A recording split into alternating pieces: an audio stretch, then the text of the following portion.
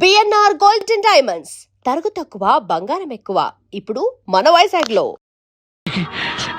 భారీగా దేవత దొరికింది. అంత మాట అనకండి.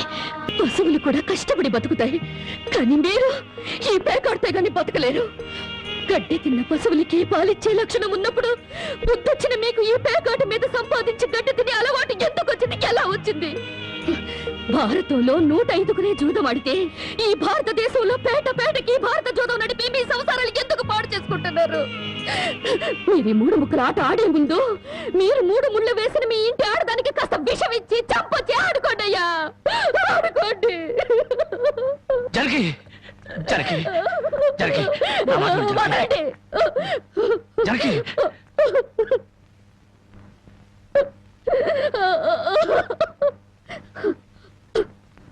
బామ్మా, నేను మోసపోయాను. ఆయన్ని మనిషిగా మంచివాడిగా మార్చగలిగానని సంబరపడ్డాను, కానీ అదంతా అబద్ధం, భ్రమ. నేను చేతకాని దాన్ని, అసమర్థురాల్ని, మొగడి మనసు దిద్దుకోలేని పిచ్చిదాన్ని. నన్ను క్షమించు బామ్మ, ఇక నేనేమి పట్టించుకోను. నీ మనవరాల్ని మనవాణ్ణి బాగు చేసుకుంటావో పాడు చేసుకుంటావో నీ ఇష్టం.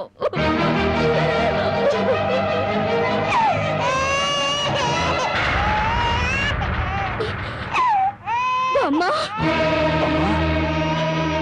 బామ్మ, బామ్మ, బామ్మ, బామ్మ,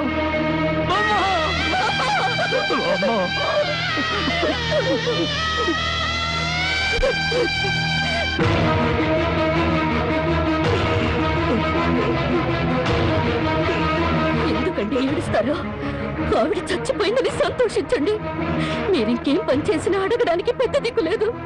మీరేం చేసినా అడగడానికి ఆ పసిదానికి నోరు లేదు. నేను కూడా పోతే మీకు అడ్డు చెప్పేవాళ్ళు, మీ కాళ్ళకి అడ్డం పడేవాళ్ళు, కానీ వంటనే ఉంటారు.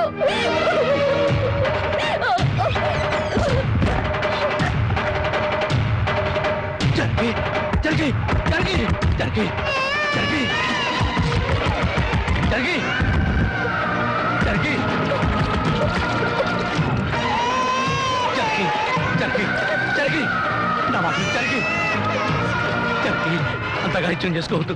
గుడ్డి బిడ్డగా ఉన్నప్పుడే నా కన్నతల్లి కన్ను మూసింది, నా తండ్రి దూరం అయ్యాడు. గుడ్డల మీద పెట్టి పెద్ద చేసిన బామ్మ కూడా చచ్చిపోయింది. ఆఖరికి ప్రాణానికి ప్రాణంగా చూసుకునే నువ్వు నాకు దూరం అయ్యి నన్ను ఒంటరి వాడిని చేయొద్దు. జరిగి నువ్వు లేకుండా బతకలేదు. జరిగి నన్ను దిక్కులేని వాడిని జరిగి జరిగి జరిగి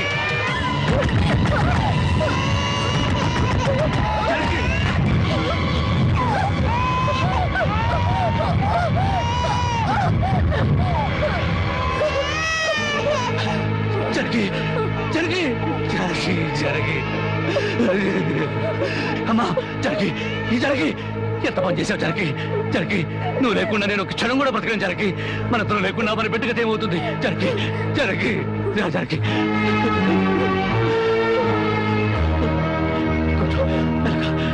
జరిగి జరిగి జరిగి ఒకసారి బిడ్డను చూడు. జరిగి నువ్వు లేకపోతే బిడ్డ దిక్కులేని అయిపోతుంది. నేను లేకపోయినా పర్వాలేదు, కానీ బిడ్డకు నువ్వు కావాలి. నీకు ఇష్టం లేకపోతే నేను శాశ్వతంగా దూరం అయిపోతాను, కానీ నువ్వు చావడానికి వీల్లేదు. నువ్వు చావడానికి వీల్లేదు జరిగి. కానీ కన్ను మాకు కావాలి, మగ నువ్వు కావాలి. నువ్వు లేకపోతే నేను బ్రతకలేదు జరిగి, నేను బ్రతకలేదు.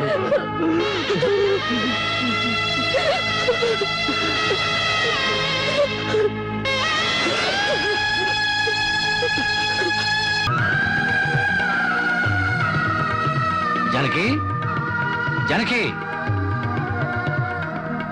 ఎక్కడవండి ఇవన్నీ? ఎక్కడేంటి? కష్టపడి పనిచేసి తీసుకొచ్చాను.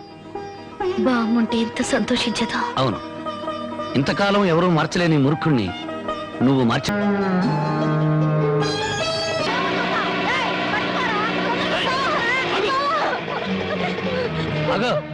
జ్యోతి, ఏం జరిగింది? బావా, మా ఆయన నన్ను చంపబోతున్నాడు.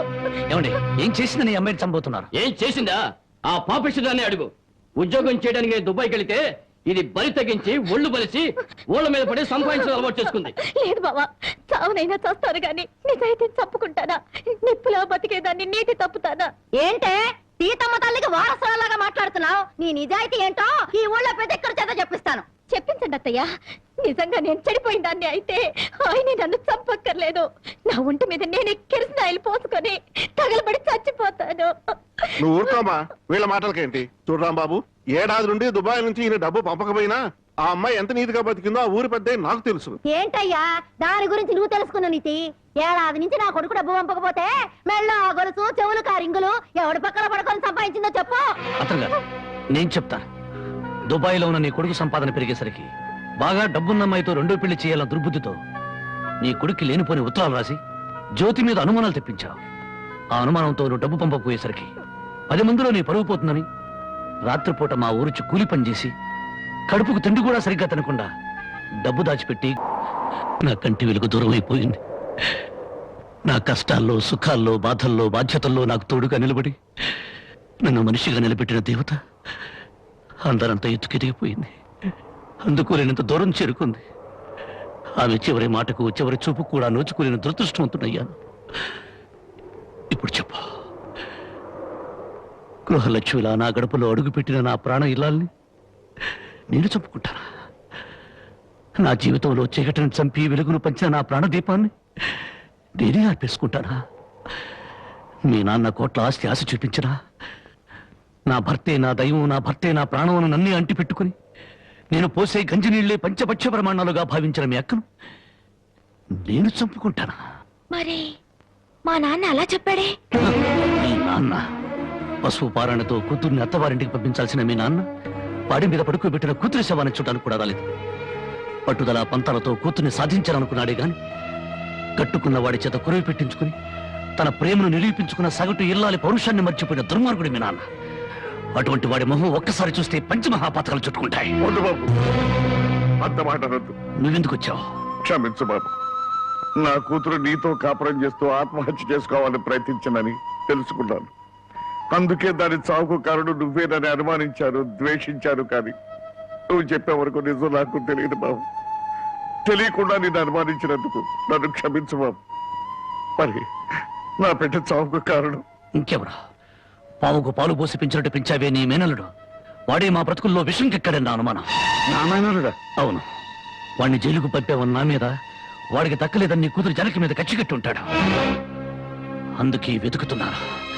నా అనుమానమే నిజమై వాడే నా తల్లిని చంపింది నాన్నని నా కూతురు వెలితో చూపించిన క్షణాన వాడు బ్రతకడు. వాడిని ముక్కలు ముక్కలుగా చేసి నా జనకి సమాధి మీద చల్లుతాను. బాబు, ఇంకా ఎందుకు ఈ పగలు ప్రతీకారాలు? ఇప్పటికే పసిపిల్ల తల్లి వేడిదయింది. నువ్వు కూడా జైలుకెళ్ళి దీనికి దూరం అయిపోతావా? క్షమించండి, ఈ ఆవేశమే నన్ను ఇప్పటిదాకా బ్రతికించింది. ఈ ప్రతీకారమే నన్ను నడిపిస్తోంది. నా జానకిని పలుకున్న ఆ దుర్మార్గుడు చావు కళ్ళారా చూసేదాకా ఈ నడక ఆగదు.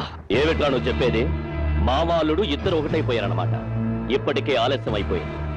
రేపు మన ఊళ్ళో జరగబోయే జాతరలో ఆ రాంబాబు గారు నా కోసం తప్పకుండా వెతుకుతాడు. అక్కడ జాతరలోని అమ్మోరికి బలిచ్చేది మేకల్ని పోతుల్ని కాదు. నువ్వు కూడా రంగరాటం తిరుగుతావా?